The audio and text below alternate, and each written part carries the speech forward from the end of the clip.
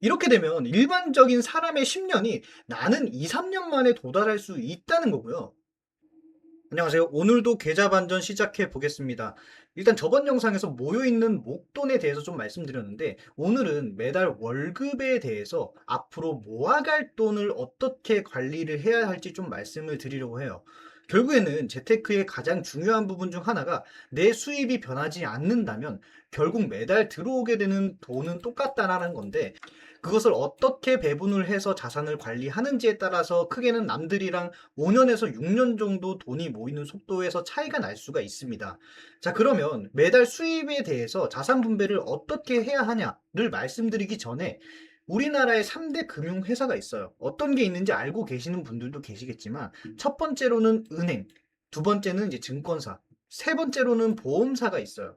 그럼 우리는 이 금융회사들을 각각의 장점을 잘 살려서 평소에 잘 이용을 해야 하는데 과연 그랬을까요? 일단 보시면 은행의 장점은 뭘까요?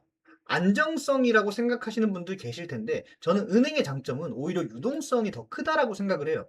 언제든지 자금을 넣었다 뺐다 할 수 있고 필요할 때 대출도 해주잖아요. 자, 그럼 단점은요? 수익성이 단점일 수 있겠죠. 제가 저번 영상에서 말씀드렸던 은행에 넣어두면 2, 3%의 이자는 받겠지라는 건 정기 예금이라는 하나의 상품에 해당하는 거라고 말씀을 드렸고, 일반 우리가 월급 받는 입출금 통장, 이 입출금 통장으로 2, 3%의 이자가 주는 게 아니라는 거 이제 다들 아셔야 됩니다. 그래서 입출금 통장은 보통 이자가 0.1%밖에 안 돼요. 자, 다음으로 그럼 증권사의 장점은 수익성이 될 수가 있겠죠. 주식 산 거 운 좋으면 하루 만에 내가 넣은 돈의 30% 뻥튀기 할 수 있잖아요. 그럼 반대로 내려갈 수도 있기 때문에 단점으로는 안정성을 지적할 수 있다라는 거고, 자, 그리고 보험사의 장점으로는요, 안정성도 있지만 사실 보험사의 가장 큰 장점은 이 세금 혜택이 있습니다. 그런데 보통 이제 보험 상품 자체가 10년 납, 20년 납 이러니까 유동성 측면에서는 조금 단점이겠죠.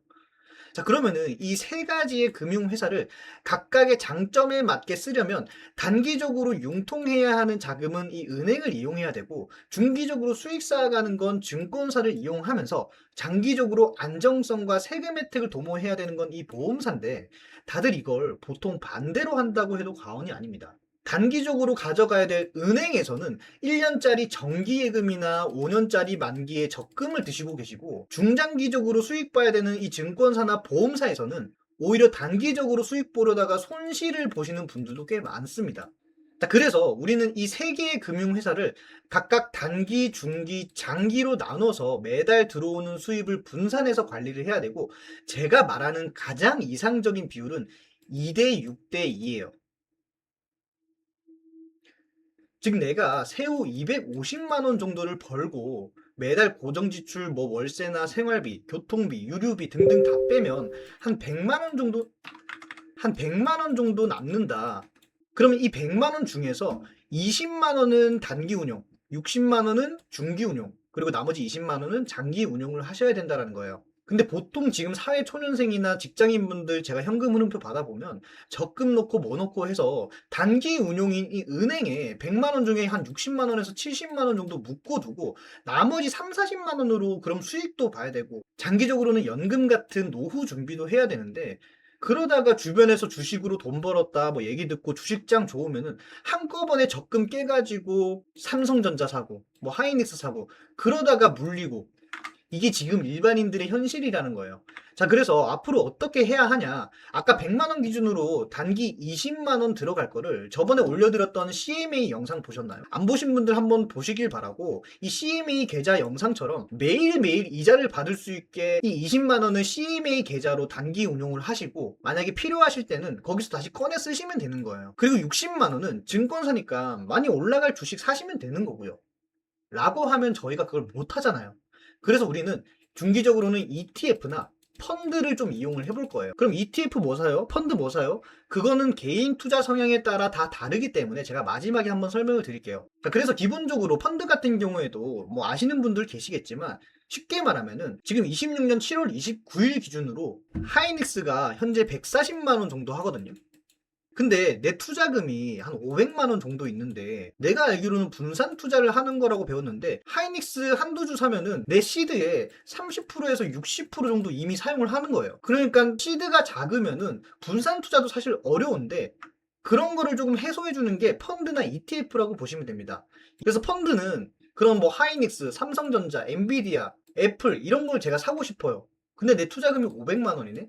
그럼 이거를 다 묶어놓은 하나의 상품이 펀드로 형성이 돼 있기 때문에 이 500만 원은 거기에 투자를 하게 되면은 자연스럽게 간접적으로 이런 종목들의 투자를 분산해서 할 수 있게 되는 게 펀드의 장점이라고 보시면 됩니다. 자, 그래서 중기는 이렇고, 그러면 나머지 20만 원.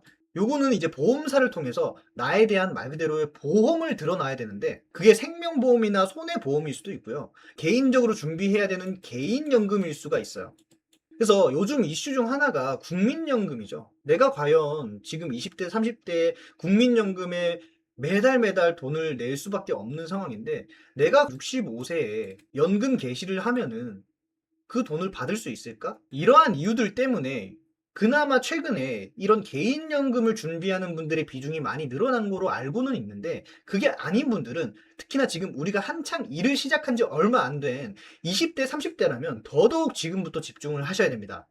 자, 개인연금의 준비가 필수라는 건 요즘에 다들 아실 거예요. 지금 국민연금이 계속해서 고갈될 가능성에 대해서 뉴스에 많이 나오고 있는 상황이고, 우리나라 국민연금 구조상 지금 돈을 버는 젊은 세대가 연금을 받고 있는 세대에 돈을 내주는 게 현재 국민연금의 메커니즘인데요. 보시면 지금 20대, 30대인 우리가 연금 개시를 하는 65세까지 가게 되면은 구조적으로 그때의 젊은이들이 우리들의 연금 액수를 사실상 감당하긴 힘들어요. 그래서 연금을 이제는 개인이 준비해야 되는 시대가 도래했다는 거고, 그 심각성을 요즘엔 거의 다 아는 분위기이긴 합니다. 그래서 이것도 보시면 유명한 자료인데, 지금은 출산율이 더 낮아진 걸로 알고 있어요. 그래서 결국에는 출산율이 0.84명이면 우리나라 지금 20대, 30대 결혼을 할 예정인 젊은 부부가 2천만 명이라고 가정을 하면 그래도 그 중에 80%인 1600만 명은 나오는 거 아니야?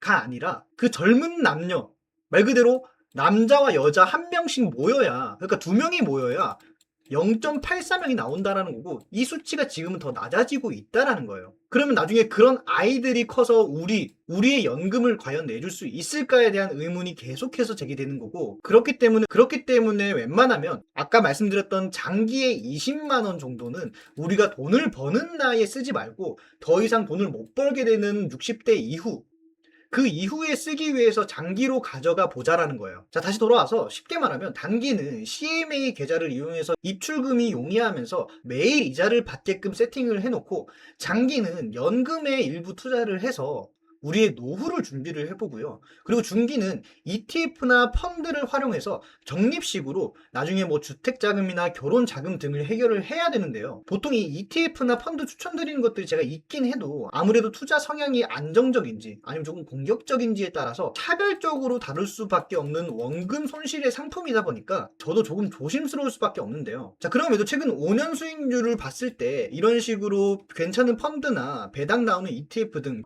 제가 몇 개를 뽑아 놓은 상황이고요. 실제로 이분 같은 경우에도 기존 월급이 세후 220만 원이신 분인데 기존 현금 흐름이 이랬어요. 근데 제가 포트폴리오를 맞춤형으로 싹 바꿔드렸고, 우리가 매달 버는 220만 원의 수입은 똑같은데 현금 흐름이 완전 달라졌죠. 이렇게 내가 매달 버는 금액은 같지만 포트폴리오만 바꿔도 이렇게 차이가 난다라는 거고, 5년 기준으로 보게 되면 이런 식으로, 그러니까 기존처럼 5년을 했을 경우에는 원금 8,400만 원 정도로 내 수익이 1,470만 원 정도 있었을 텐데, 이렇게 변경을 했을 때 오히려 투자 원금은 7,800만 원으로 줄었지만 2,340만 원 정도의 기대 수익금이 나오도록 세팅을 한 거고요.